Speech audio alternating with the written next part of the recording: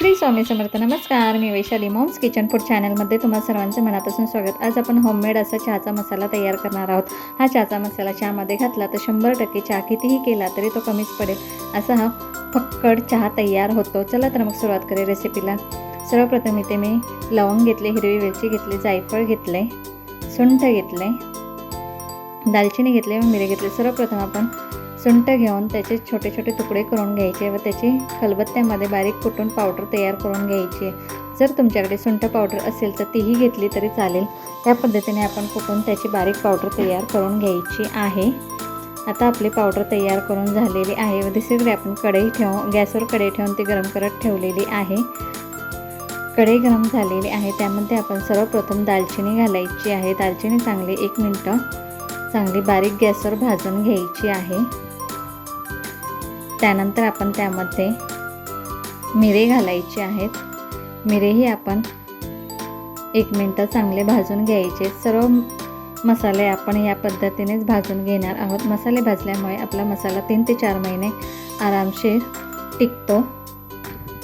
आता आपल्या दालचिनी व मिरे भाजून झालेले ते एका प्लेटमध्ये काढून घ्यायचे. पुन्हा त्याच कढईमध्ये आपण हिरवी वेलची घालायची भाजायला. हिरवी वेलची चांगली 1 मिनिट भाजली की पुन्हा आपण त्यामध्ये लवंग घालायची आहे. लवंग ही चांगली भाजली की आपण त्यामध्ये जायफळ घालायचं आहे. जायफळ आपण अर्ध्यातला अर्धा भाग म्हणजे एका जायफळाचा चौथा भाग जो असतो तेवढा आपण जायफळ यामध्ये वापरणार आहोत. तेही भाजून घ्यायचं आहे. पुन्हा सर्व मिश्रण आपण एका प्लेटमध्ये काढून घेऊन ते थंड होण्यासाठी ठेवायचं आहे. चांगलं रूम टेम्परेचरवर आलं की पुन्हा आपण ते एका मिक्सरच्या भांड्यामध्ये हे सर्व मसाले काढून घ्यायचे आहे. सर्व मसाल्यांचं अचूक प्रमाण मी डिस्क्रिप्शनमध्ये देणार आहे.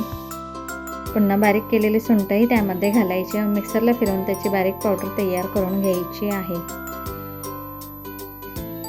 तुम्ही बघू शकता की ते मस्त आपली पावडर तयार करून झालेली आहे. आता ही पावडर आपण काचेच्या बरणीत स्टोअर करून ठेवायची आहे. व यापासून आता आपण चहा तयार करणार आहोत. त्यासाठी इथे मी 2 कप चहासाठी 1.25 कप पाणी घातलेलं आहे. त्यामध्ये 2 टीस्पून चहा पावडर घातलेली व 4 चमचे साखर घातलेली. साखरेचं प्रमाण तुम्ही तुमच्या आवडीनुसार कमी व जास्त करू शकता. व गॅस आपण बारीकच ठेवलेला आहे. चांगली उकळी येऊन द्यायची या चहाला. या मसाल्यापासून तुम्ही काढाही तयार करू शकतो.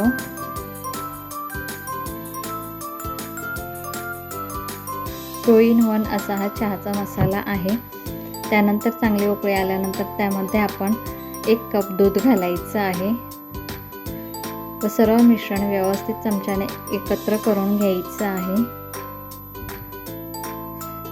दूध घातल्यावरही चहाला चांगली उकळी येऊन द्यायची. त्यानंतर पुन्हा आपण यामध्ये 1 टीस्पून किंवा अर्धा टीस्पून चहाचा मसाला घालायचा आहे आणि चहा चांगला उकळून घ्यायचा आहे 2 ते 3 वेळा.